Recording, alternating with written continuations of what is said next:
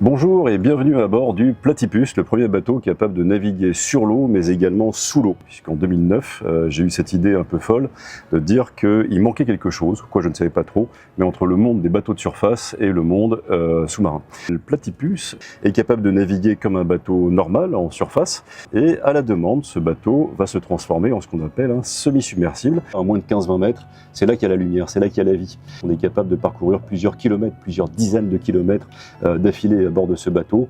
On a d'ailleurs eu un record, on a parcouru 40 km en 8 heures de temps à bord de ce bateau. On a pu survoler des fonds marins comme si jamais c'était des prairies.